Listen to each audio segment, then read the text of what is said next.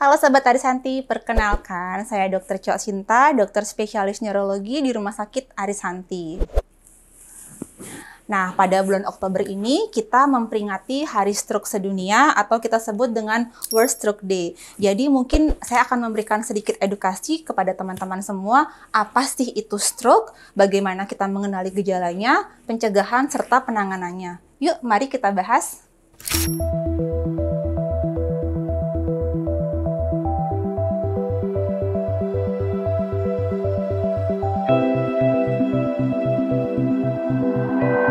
Ya, jadi stroke itu disebabkan karena adanya gangguan dari suplai darah yang membawa oksigen ke otak.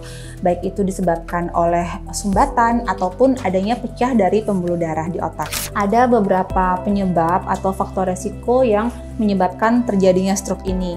Jadi secara umum kita golongkan menjadi dua kelompok besar, yaitu satu yang tidak bisa diubah atau dimodifikasi dan yang kedua yang bisa diubah atau dimodifikasi. Yang tidak bisa diubah itu seperti usia, jenis kelamin, ras, dan genetik. Sedangkan yang bisa diubah ini ada banyak sekali, salah satunya bisa tekanan darah tinggi, lalu diabetes, lalu adanya gangguan irama jantung, adanya obesitas, lalu gaya hidup yang kurang baik seperti alkohol, merokok, dan sebagainya. Kita memiliki slogan Time is Brain.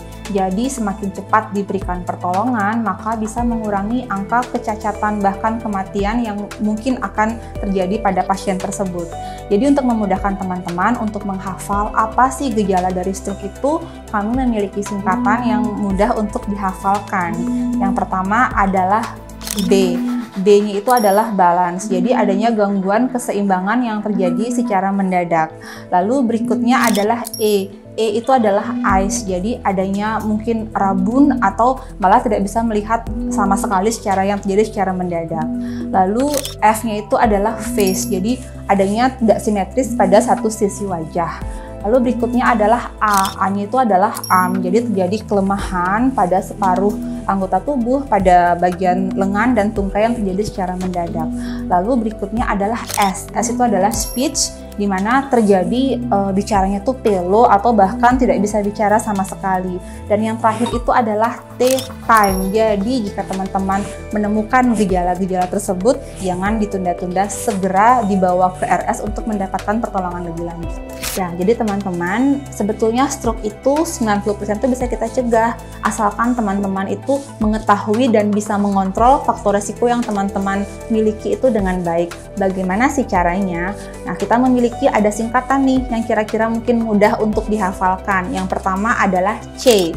Itu adalah cek kesehatan secara berkala.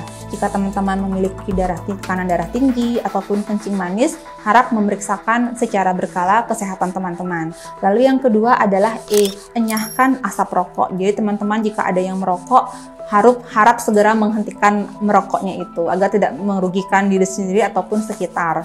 Lalu yang ketiga adalah R, itu adalah rajin beraktivitas fisik. Jadi teman-teman yang kira-kira selama ini mager, jarang gerak, atau sukanya rebahan, yuk kita mulai gerak untuk mencegah kejadian stroke di kemudian hari. Lalu berikutnya adalah D. D itu adalah diet yang seimbang. Jadi kita mulai nih, kita merubah asupan kita mungkin ke makanan yang lebih sehat, seperti makanan rendah garam, rendah gula, dan tentunya rendah lemak. Lalu I itu adalah istirahat yang cukup. Jadi buat teman-teman yang sekiranya sekarang sukanya begadang, mungkin suka scroll media sosial, atau mungkin nongkrong, atau main game, yuk kita hentikan kebiasaan tersebut dan mulai dengan istirahat yang cukup. Lalu yang terakhir adalah K, yaitu adalah kelola stres. Jadi untuk teman-teman yang mungkin gampang cemas, gampang stres, itu mungkin kita bisa mulai atur nanti bagaimana caranya, mungkin curhat dengan teman atau sahabat, atau mungkin jika berkelanjutan dan tidak bisa ditangani sendiri, segera hubungi profesional untuk meminta bantuan. Oke teman-teman, mungkin sekian penjelasan dari saya. Mungkin buat teman-teman yang sekarang mungkin mager, nggak suka olahraga, nggak suka gerak, yuk kita sama-sama rubah. Kita mulai berbanyak aktivitas fisik dan memulai hidup sehat. Karena mencegah lebih baik daripada mengobati. Terima kasih.